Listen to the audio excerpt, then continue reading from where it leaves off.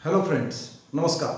मी भारत बापू Savalwade, Latthe education society सांगलीच्या Sangli high school Sangli या ठिकाणी मी विज्ञान शिक्षक म्हणून कार्यरत आहे.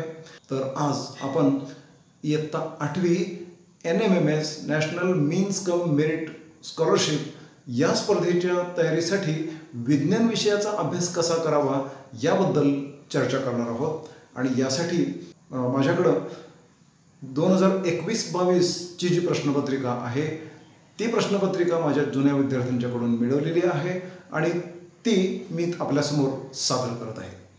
तर सुरुवातीला त्याचं प्रश्नपत्रिकेचं जे बुकलेट असतं ते कसं असतं ते या ठिकाणी दाखवलेलं आहे.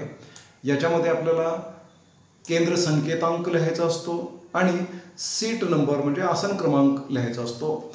त्यानंतर पुढं शालेय क्षमता चाचणी कशा प्रकारची असते ते दिलेलं आहे. तारीख मागच्या वर्षीची दिलेली आहे आणि वेळ कशी असते तेही या ठिकाणी आपल्यासमोर मांडलं गेलेलं आहे. हे आपण जरूर पहा. त्यानंतर पुढं एकूण गुण असणार आहेत 90. त्याच्यासाठी वेळ आहे 90 मिनिटांचा, म्हणजे 1 मिनिटामध्ये एका प्रश्नाचं उत्तर आपल्याला द्यायचं आहे. मित्रांनो, सर्वप्रथम मी सर्वांना अशी विनंती करतो की हा जो व्हिडिओ आहे हा व्हिडिओ आपण काळजीपूर्वक पहा. एकूण 35 प्रश्न आहेत. या 35 प्रश्नांची आपण चर्चा करणार आहोत. संपूर्ण व्हिडिओ पहा. या प्रत्येक प्रश्नाचे जे 4 ऑप्शन्स असतात, 4 पर्याय असतात, या 4 पर्यायांच्या बद्दल सुद्धा आपण अधिक माहिती मिळवण्याचा प्रयत्न करणार आहोत. म्हणजे थोडक्यात 35 प्रश्नांचा अभ्यास करत असताना आपण आणखी जादा प्रश्नांची तयारी होईल अशा पद्धतीनं या प्रश्नांचा आपण विचार करणार आहोत. या ठिकाणी काही सूचना दिलेल्या आहेत. ह्या सूचना आपण काळजीपूर्वक पाहून घ्या. घाईगडबडीनं कोणतीही नोंद करू नका. अगदी व्यवस्थितपणानं जे ॲडमिट कार्ड किंवा प्रवेशपत्र जे आलेलं असतं त्याच्यावरच्या सर्व नोंदी व्यवस्थितपणानं पहा आणि त्याप्रमाणे ही सर्व माहिती भरा. त्याचबरोबर योग्य पद्धतीनं स्कॉलरशिप ॲप्टिट्यूड टेस्टचीच उत्तरपत्रिका मिळालेली आहे का याची खात्री करा. सर्व सूचना ह्या नीट आपण पाहून घ्या. थोड्याशा एकामागून एक प्रश्न सोडवा. एखाद्या प्रश्नाचं उत्तर येत नसेल म्हणजे त्यावेळेला सुचत नसेल तर ठीक आहे, तो सोडून द्या. पुढील प्रश्नांचा विचार करा आणि नंतर जेव्हा तुम्हाला वेळ मिळेल तेव्हा आपण उरलेल्या प्रश्नांच्याकडे पुन्हा येऊ शकतो. अशा काही गोष्टींची खबरदारी घेण्याबद्दल सूचना दिलेल्या आहेत. आता मित्रांनो, आपण प्रश्न क्रमांक 1 विज्ञानामधील जे प्रश्न आहेत त्या प्रश्नांच्याकडं जाऊया.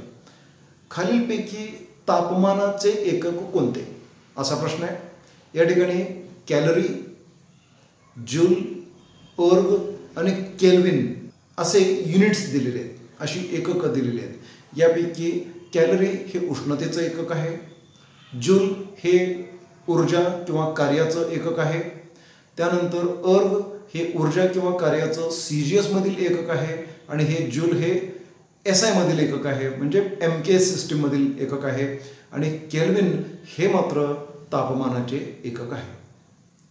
त्यानंतर प्रश्न क्रमांक 2 104° तापमानाचे सेल्सिअस आणि केल्विन श्रेणीमध्ये परिमाण काय असेल असं विचारलेलं आहे. तर मित्रांनो, अंश सेल्सिअस आणि अंश फॅरनहाईट यामधील रिलेशन असं आहे F-32 = 9/5 सेल्सिअस. मग F किती आहे ते दिलेलं आहे, त्याच्यातून 32 वजा करायचे आहेत, बरोबर 9/5 सेल्सिअस. सेल्सिअस माहिती नाही आहे आपल्याला, तोच काढायचा आहे. तर मग 104 - 32 गुणिले 5/9. समीकरणाच्या उजव्या बाजूला 9/5 आहे, बाजू बदलून जात असताना तो 5/9 होणार आहे आणि त्याप्रमाणे मग 72ला 9ने भागायचं आहे आणि मग 8 गुणिले 5 म्हणजे 40 हे सेल्सिअसमध्ये मिळणार आहे. म्हणजे 40° सेल्सिअस इतकं तापमान असेल. त्याचबरोबर केल्विन मापन श्रेणीमध्ये 0° सेल्सिअस म्हणजे 273.15 केल्विन असं जर असेल तर इथून पुढं 40 पर्यंत जाण्यासाठी आपल्याला 273.15 मध्ये 40 मिळवावे लागतील आणि ही बेरीज येते 313.15 केल्विन. आणि म्हणून पर्याय क्रमांक 3 बरोबर. त्यानंतर मित्रांनो प्रश्न क्रमांक 3 आहे, खालील आकृतीचे निरीक्षण करून चुकीची जोडी ओळखा असं म्हटलेलं आहे. तर चुकीची जोडी आपण पाहूया. रेषाखंड PQ हा परावर्तन पृष्ठभाग आहे. मित्रांनो इथं अगदी छोटीशी चूक आहे, परंतु ही चूक आपल्याला ओळखता यायला पाहिजे. प्रत्यक्षामध्ये इथं रेषाखंड PQ असा नाही आहे, ती रेषा आहे, रेषा PQ लाईन आहे ती. आणि त्यामुळं तिथं आपल्याला रेषा PQ म्हणायची आहे, रेषाखंड PQ म्हणता येणार नाही. आणि हा परावर्तन पृष्ठभाग आहे. ठीक आहे. आता किरण AO हा आपाती किरण आहे, हे विधान अगदी बरोबर आहे. किरण ON ही स्तंभिका आहे म्हणजे नॉर्मल आहे, हेही विधान बरोबर आहे. किरण OT हा परावर्तित किरण आहे म्हणजे रिफ्लेक्टेड लाईट रे आहे, हेही विधान बरोबर आहे. त्यामुळं चुकीची जोडी ठरते विधान क्रमांक 1. आता इंग्लिश मीडियमच्या विद्यार्थ्यांच्यासाठी आपण पुन्हा एकदा थोडंसं, which of the following is an unit of temperature. Obviously you have already discussed in Marathi, it is kelvin. त्यानंतर दुसरा प्रश्न आहे, how much will the temperature of 104 degree Fahrenheit be in Celsius and kelvin. तर त्याचं गणित कसं करायचं हे मराठी माध्यमाच्या प्रश्नपत्रिकेचा विचार करत असताना आपण सोडवून दिलेलं आहे. तर ते लॉजिक वापरून आपण विधान क्रमांक 3 नोंदवायचं आहे. त्यानंतर question number 3, observe the diagram and choose false pair. तर इथं लाईन PQ असं असणं अपेक्षित आहे. ती लाईन अमर्याद अंतरापर्यंत तशीच सरळ रेषेमध्ये जाणार आहे. त्यानंतर मित्रांनो पुढील प्रश्न आहे 4था, गटात न बसणारा पदार्थ ओळखा. पॉलिप्रोपिलिन, पॉलिइस्टर, पॉलिइथिलीन, पॉलिस्टायरीन. तर मग यामधील वेगळा घटक कोणता आहे, तर तो पॉलिइस्टर आहे. पॉलिइस्टर का वेगळा आहे, तर त्याचं कारण आहे, तर it is a thermosetting plastic. म्हणजे उष्णता दिल्यानंतर मूळ पदार्थ जेव्हा तयार होत असेल तेव्हा तो उष्णता दिल्यानंतर मृदू होत असेल एकदाच, परंतु त्यानंतर पदार्थ तयार झाल्यानंतर पुन्हा जर आपण उष्णता दिली तर मात्र ते मटेरियल हार्ड होतं किंवा सॉलिड होतं. आणि म्हणून या ठिकाणी ते वेगळं मारायचं आहे. बाकी पॉलिप्रोपिलिन, पॉलिइथिलीन, पॉलिस्टायरीन हे सर्व उष्मा मृदू आहेत म्हणजे थर्मोप्लास्टिक आहेत. त्यांना उष्णता दिली तर मऊ करता येतं, उष्णता काढून घेतली तर त्यांना पुन्हा हार्ड स्वरूपामध्ये किंवा सॉलिड स्टेटमध्ये आणता येतं. आणि म्हणून हे 3 वेगळे आणि बाकी गटात न बसणारा शब्द म्हणून पॉलिइस्टर आपण घ्यायचं आहे. त्यानंतर प्रश्न क्रमांक 5, एखाद्या पदार्थाने स्थायूवर लावलेला दाब हा कोणत्या बाबींवर अवलंबून असतो.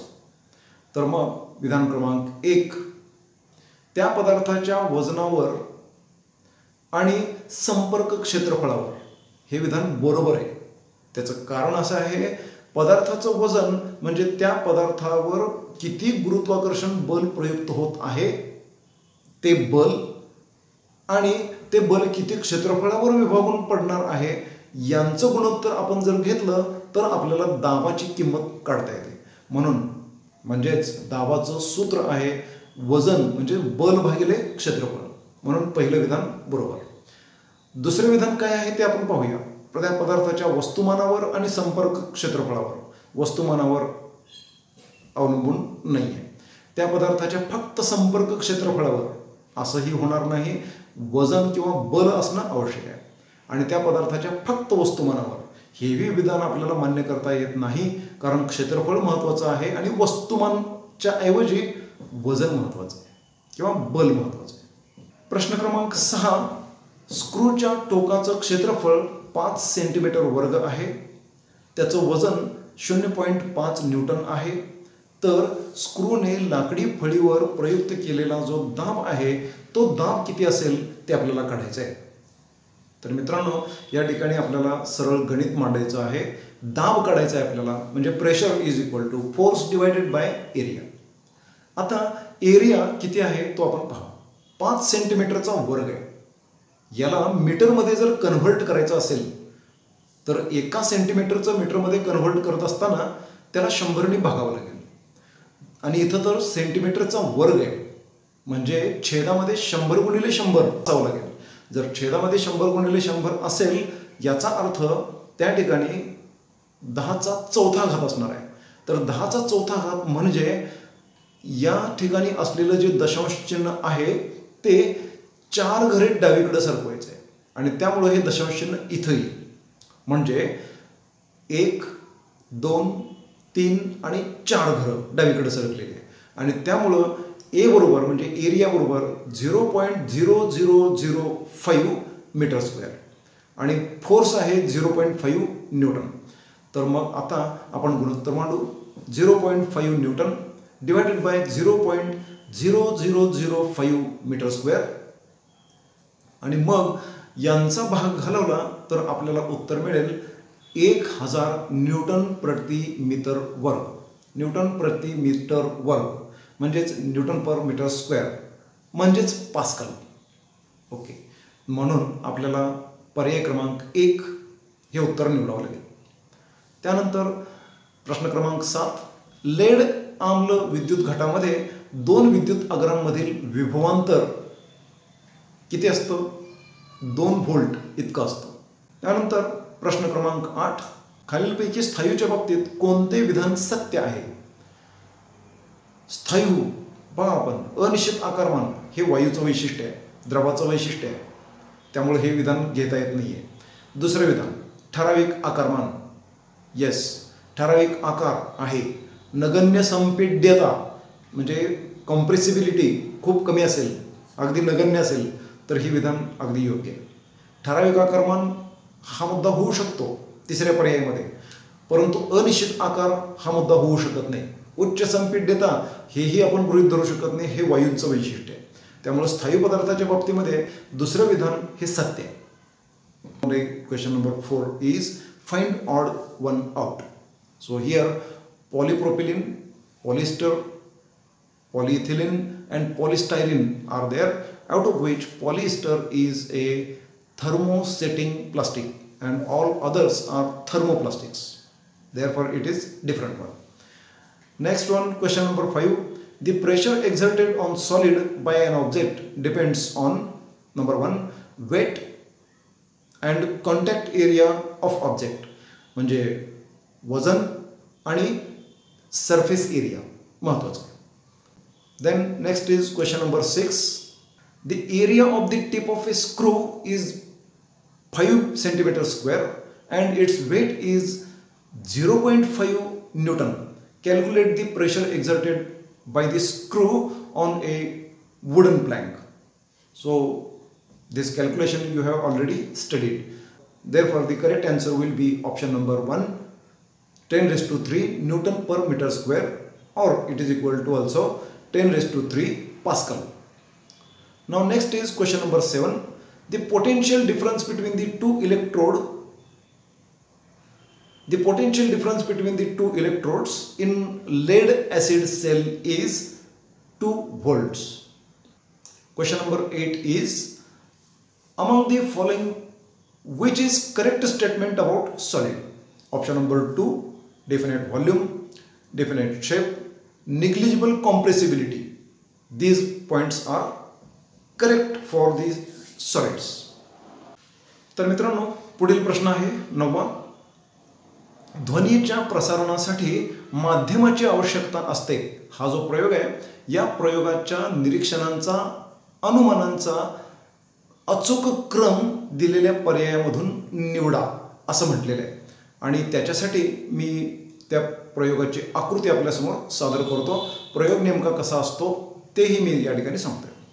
ही काचेची हंडी आहे. या काचेच्या हंडीमध्ये इथं हा बझर बसवलेला आहे आणि इकडं खालून वरून सगळीकडून हंडी पॅक केलेली आहे आणि खालच्या बाजूला इकडं रबरी ट्यूब बाहेर काढलेली आहे की ज्याला व्हॅक्यूम पंप म्हणजे निर्वात पोकळी निर्माण करणारा पंप जोडायचा आहे आणि यातली हवा काढायला सुरुवात करायची आहे आणि त्यावेळेला बझर इकडंच सुरू असणार आहे. तर ज्या वेळेला तो निर्वात करण्याची प्रक्रिया सुरू होते तेव्हा काय घडतं, त्याचे जे 4 स्टेप्स दिलेले आहेत ते स्टेप्स कोणत्या क्रमाने काम करतात ते आपण पाहूया.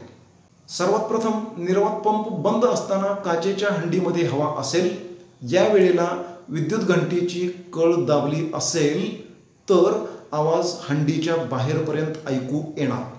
हे विधान क्रमांक 1. त्यानंतर निर्वात पंप सुरू केला. आता हवेचं प्रमाण कमी कमी कमी होत जाणार आणि मग हळूहळू विद्युत घंटेच्या आवाजाची पातळीसुद्धा कमी कमी होत जाणार. त्यानंतर निर्वात पंप बराच वेळ सुरू झाला किंवा चालू ठेवला तर हंडीतील हवा खूपच कमी होईल, म्हणजे विरळ होईल आणि त्यामुळं विद्युत घंटेचा आवाज अत्यंत क्षीण असा ऐकू यायला लागेल. आणि म्हणजे याच्यावरून आपण निष्कर्ष काढतो किंवा अनुमान म्हणतो ध्वनीच्या निर्मितीसाठी माध्यमाची आवश्यकता असते. या क्रमाने ही विधानं यायला हवीत आणि म्हणून याचं बरोबर ऑप्शन असेल पर्याय क्रमांक 4 BADC. त्यानंतर 10वा प्रश्न आहे, धातुशोधक यंत्राचे कार्य कशावर आधारित आहे? तर धातुशोधक यंत्र किंवा मेटल डिटेक्टर वर्क्स ऑन इलेक्ट्रोमॅग्नेटिझम, म्हणजे विद्युत चुंबकत्वावर आधारित ते साधन काम करत असतं. Make correct sequence of observations or conclusion given below in the options related to the experiment of air is necessary for propagation of sound. इथं करेक्शन करणं आवश्यक आहे. इथं एअर असलं पाहिजे. ठीक आहे. त्यानंतर पुढं हे सर्व 4 मुद्दे दिलेले आहेत, 4 स्टेप्स दिलेले आहेत. त्याच्याबद्दल आपण आधी चर्चा केलेली आहे. त्याप्रमाणे हे जे विधानं आहेत ही विधानं कोणत्या क्रमाने असली पाहिजेत हे मी आपल्यासाठी सादर करतोय. When vacuum pump is off, the bell jar contains air and the key of electrical bell is switched on, then ringing sound can be heard outside the bell jar. This will be the statement number 1. Next, if the vacuum pump is switched on with decrease in air level, the level of ringing sound heard decreases. This will be the second step. If the vacuum pump is operated for sufficiently long time, the quantity of air inside the bell jar will be low. At this point, the level of ringing sound also be very low. And next will be to generate sound, medium is needed. This will be the proper sequence and therefore the correct option will be BADC. Then question number 10. The function of machine metal detector is based on number 1 electromagnet. It is based on electromagnetism. प्रश्न क्रमांक 11 आणि या प्रश्न क्रमांक 11 मध्ये सर्वसामान्य श्वासोच्छवासाच्या ध्वनीची पातळी किती असते असा प्रश्न आहे. तर याच्यासाठी आपण अनेक ठिकाणी डेसिबल काउंट वेगवेगळ्या आवाजांचा कसा असतो याच्याबद्दलचे चार्ट्स मिळवू शकतो. ते जरूर मिळवा आणि त्यावरून आपण असं सांगू शकतो की श्वासोच्छवासाचा जो आवाज आहे हा आवाज 10 डेसिबलपर्यंतचा असतो. त्यानंतर 12वा प्रश्न आहे, रुदरफोर्डच्या केंद्रकीय अणुप्रारूपानुसार खालीलपैकी कोणत्या कणांचा मारा सोन्याच्या पातळ पत्र्यांवर केला जातो? So it is the nucleus of helium. Actually these are nothing but the alpha particles. Okay. त्यानंतर पुढे प्रश्न असा आहे 13वा, पोटॅशियमच्या इलेक्ट्रॉन संरूपणाचे रेखाटन ओळखा. सर्वात प्रथम आपल्याला पोटॅशियमचा अणुक्रमांक माहिती असणं आवश्यक आहे आणि तो पोटॅशियमचा अणुक्रमांक आहे 19 आणि त्यामुळं आता इथं आपण इलेक्ट्रॉनची संख्या मोजूया. तर हा जो आहे याचं इलेक्ट्रॉन कॉन्फिगरेशन आहे 288. 288 हे इलेक्ट्रॉनिक कॉन्फिगरेशन आर्गॉनचं आहे. त्यानंतर 2881 this is of the potassium, that is kalium. आणि त्यामुळं विधान क्रमांक 2 हे आपलं अचूक उत्तर आहे. बाकी कोणते आहेत हे या ठिकाणी लिहिलेले आहेत ते आपण जरूर पाहून घ्या. त्यानंतर प्रश्न क्रमांक 14, खालील समीकरण आयनांच्या निर्मितीचं आहे तर ए आणि बी या संबंधीचे अचूक पर्याय निवडा असं म्हटलेलं आहे. तर इथं फॉस्फरस दिलेलं आहे. Symbol of phosphorus is P. त्याच्यामध्ये ए मिळतो आणि त्यामुळं फॉस्फरसवर बी इतका चार्ज निर्माण होतो असं त्यांनी दाखवलेलं आहे. तर फॉस्फरस हा त्याचं इलेक्ट्रॉनिक कन्फिगरेशन 285 असं आहे. 285 जर असेल तर हा 3 इलेक्ट्रॉन मिळवतो आणि त्यामुळं त्याच्यावर 3 ऋणप्रभार येणार आणि म्हणून ऑप्शन नंबर 4 हे त्याचं उत्तर आहे. A is equal to 3 electrons and B is equal to -3 charge. त्यानंतर 15वा प्रश्न आहे, कार्बन, सिलिकॉन, फॉस्फरस यांचे लोहामध्ये मिश्रण करून बनवण्यात आलेल्या प्रसिद्ध ऐतिहासिक वास्तूला ओळखा. ताजमहाल हा संगमरवर किंवा मार्बलपासून बनलेला आहे की ज्याच्यामध्ये कॅल्शियम कार्बोनेट आहे. स्वातंत्र्य देवतेचा जो पुतळा आहे त्याच्यामध्ये ब्रॉन्झ आहे, म्हणजे तांबे आणि कथिल यांचं ते संमिश्र आहे. ओके. आणि मग वर दिलेले जे कॉम्बिनेशन आहे अशा प्रकारचं कॉम्बिनेशन दिल्ली या ठिकाणी कुतुब मिनारचा जो परिसर आहे तिथं एक लोहस्तंभ आहे. शेकडो वर्षापूर्वीपासून तो त्या ठिकाणी उभा आहे आणि तो अजूनही चमकतोय. तर त्याच्या या ॲलॉयमध्ये किंवा संमिश्रामध्ये हे सर्व घटक आहेत, म्हणून पर्याय क्रमांक 3 बरोबर. Question number 11, what is the sound level of normal breathing? It is of 10 decibel. Then question number 12, to know the Rutherford's nuclear model of atom, which of the following particles get bombarded with gold foil? So now this is helium nucleus. Actually these are alpha particles. Question number 13, identify the skeleton of electronic configuration for potassium. We have already discussed it and the answer is option number 2. Then question number 14, the given reaction is of formation of ions. Choose correct option for A and B. Electronic configuration of phosphorus is 285. Therefore, to complete the octet, it gets 3 electrons. Therefore, here A is equal to 3e and therefore it will gain 3 negative charges and therefore B is equal to -3. Therefore, option number 4 will be correct one. Then question number 15, famous historical monument is prepared by a mixture of carbon, silicon, phosphorus mixed with iron. Identify it. So this is the alloy of steel which is present in the premises of Qutub Minar in Delhi. त्यानंतर 16वा प्रश्न आहे, दुष्फेन पाण्यामध्ये साबणाचा face होत नाही याचे कारण खालीलपैकी टिंबटिंब क्षार आहेत. कॅल्शियम आणि मॅग्नेशियमचे क्लोराईड आणि सल्फेट क्षार हे पाण्यामध्ये विरघळलेले असतील आणि ते विरघळलेल्या अवस्थेमध्ये असताना त्या पाण्यामध्ये साबणाचा फेस होत नाही. हे क्षार जर बाजूला काढू शकलो तर मात्र त्या ठिकाणी साबणाचा चांगला फेस होत असतो. त्यानंतर प्रश्न क्रमांक 17, दिलेल्या रेणूंपैकी विद्युत संयोज बंध निर्माण करीत नसणारा रेणू कोणता? पोटॅशियम क्लोराईड हा आयनिक बॉन्ड निर्माण करतो, म्हणजे इलेक्ट्रोव्हॅलंट बॉन्ड तयार करतो. त्यानंतर हायड्रोक्लोरिक ॲसिड मात्र तसा नाही. तो का तसा तुम्ही नंतर सांगेन. त्यानंतर पुढं आपण जाऊया, सोडियम क्लोराईड याच्यामध्ये सुद्धा आयनिक बॉन्ड तयार होतो, म्हणजे इलेक्ट्रोव्हॅलंट बॉन्ड तयार होतो. आणि मॅग्नेशियम क्लोराईड याच्यामध्ये सुद्धा आयनिक बॉन्ड किंवा इलेक्ट्रोव्हॅलंट बॉन्ड तयार होतो, म्हणजेच विद्युत संयोज बंध निर्माण होतो. परंतु हायड्रोक्लोरिक आम्लामध्ये मात्र तसं होत नाही. हायड्रोजन आणि क्लोरीन हे दोन्हीही त्यांचे एक एक इलेक्ट्रॉन घेऊन ते इलेक्ट्रॉन भागीदारीमध्ये वापरतात आणि ते भागीदारीमध्ये वापरत असल्यामुळं त्यांच्यामध्ये अशा प्रकारची प्रक्रिया घडत नाही. परंतु क्लोरीन हा जास्त विद्युत ऋण आहे किंवा इलेक्ट्रोनिगेटिव्हिटी त्याची जास्त आहे, म्हणून तो हायड्रोजनचा एकमेव इलेक्ट्रॉन जो असतो तो आपल्याकडे थोडासा जास्त खेचून घेतो आणि त्यामुळं पार्शल चार्ज येतो H पॉझिटिव्ह आणि चार्ज त्याचबरोबर क्लोरीनवर सुद्धा पार्शल निगेटिव्ह चार्ज येतो. परंतु तसं जरी असलं तरी या ठिकाणी कोव्हॅलंट बॉन्डच तयार झालेला आहे, म्हणजे सहसंयोज बंध निर्माण होतो, विद्युत संयोज बंध निर्माण होत नाही. त्यानंतर प्रश्न क्रमांक 18, प्रथिन टिंबटिंबनी बनलेले असतात. Obviously the answer is of amino acids.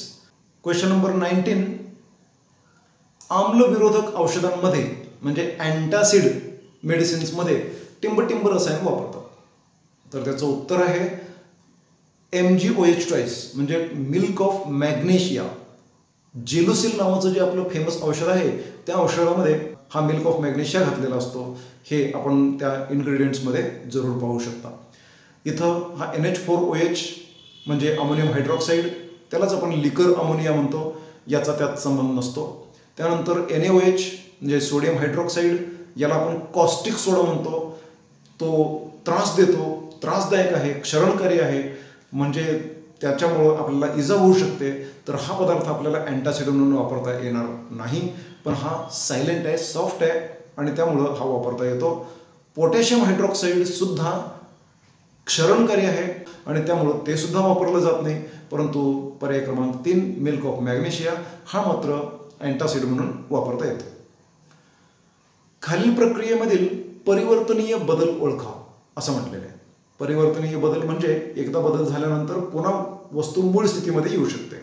तर त्याचं एक्झाम्पल आहे मेण वितळणे, मेल्टिंग ऑफ वॅक्स, म्हणून पर्याय क्रमांक 2 बरोबर. त्यानंतर प्रश्न क्रमांक 21, कॅन्सरच्या उपचारासाठी टिंबटिंब ही औषधी वनस्पती वापरतात. तर इथं 4 ऑप्शन्स दिलेले आहेत. या 4 ऑप्शन्सपैकी अडुळसा जी आहे ती कफसाठी वापरली जाते. सिंकोना ही भूकवाढीसाठी म्हणजे ॲपेटाईट वाढ होण्यासाठी. कडुनिंब हे स्किन डिसिजेसवर उपयोगी पडतं, म्हणजे ज्याला आपण नीम म्हणतो, तो त्वचेच्या रोगांवर उपयोगी आहे.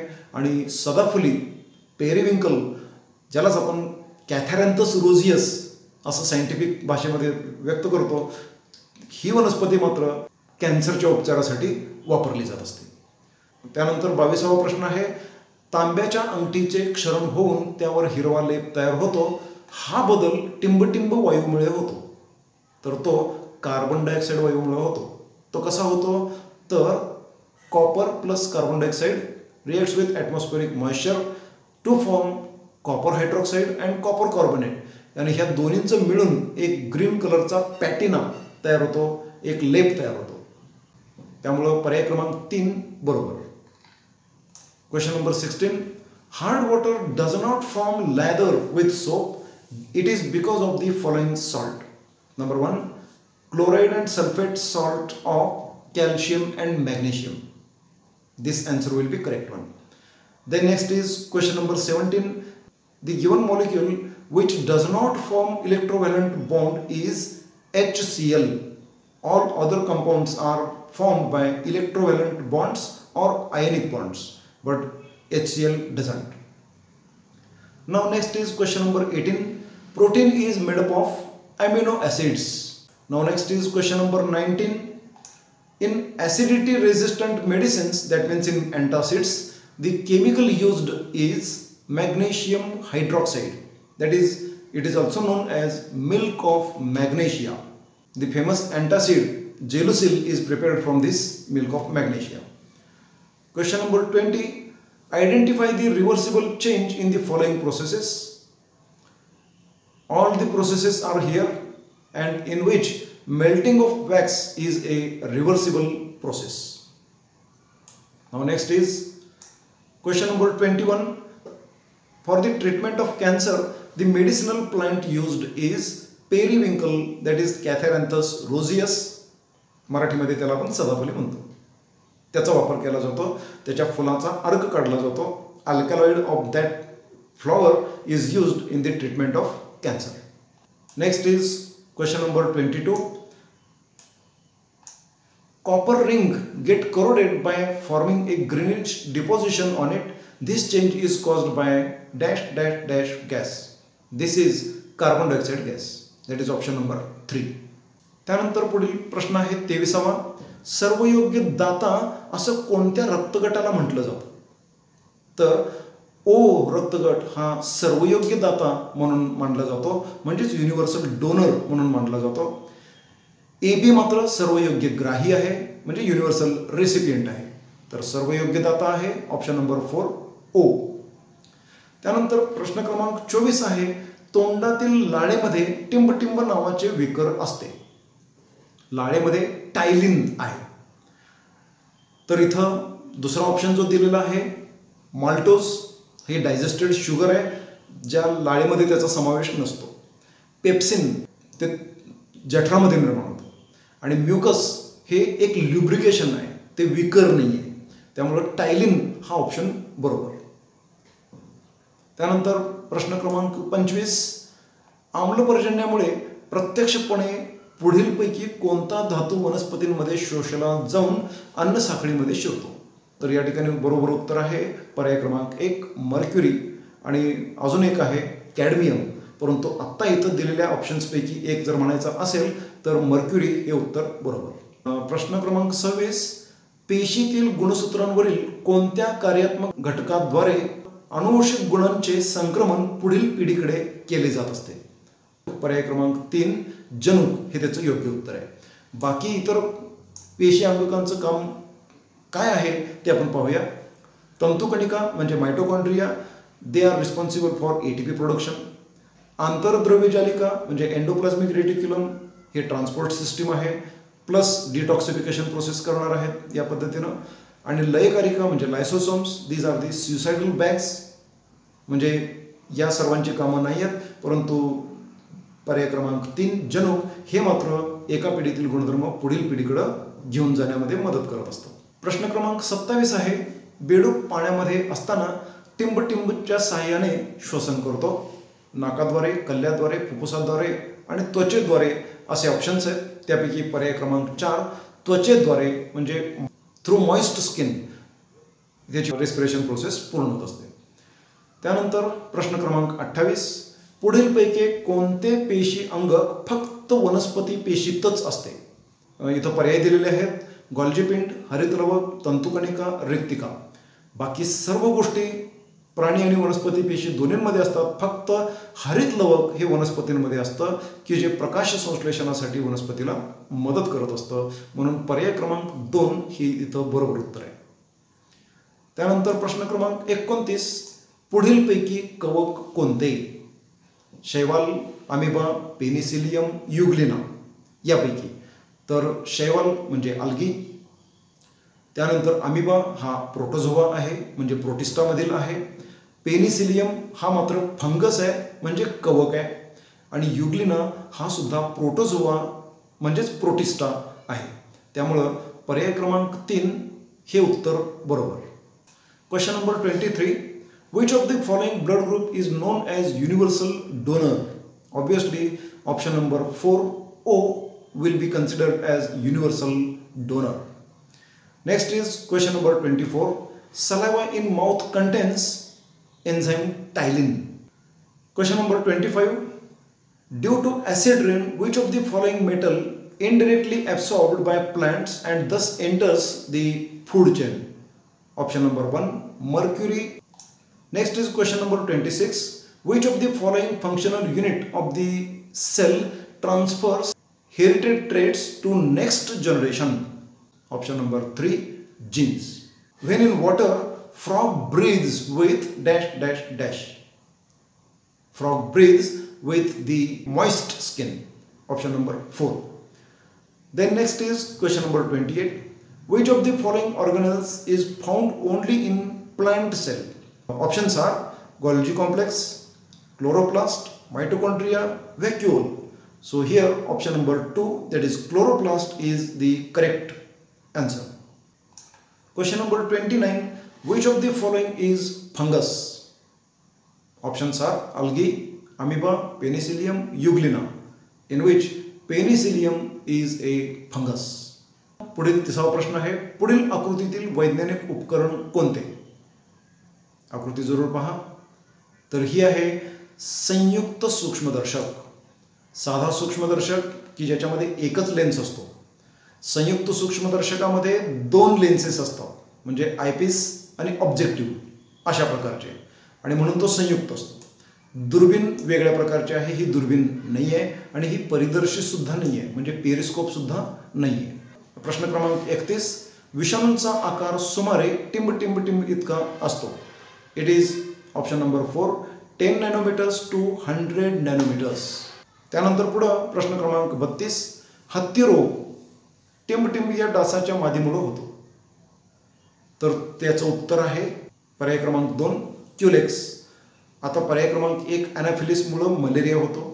पर्याय क्रमांक 3 एडिस इजिप्तीमुळे डेंग्यू रोग होतो, परंतु इथं योग्य उत्तर आहे ऑप्शन नंबर 2 क्युलेक्स. 33वा प्रश्न आहे, पुढीलपैकी वेगळा शब्द ओळखा. भूकंप, त्सुनामी, दुष्काळ, बॉम्बस्फोट.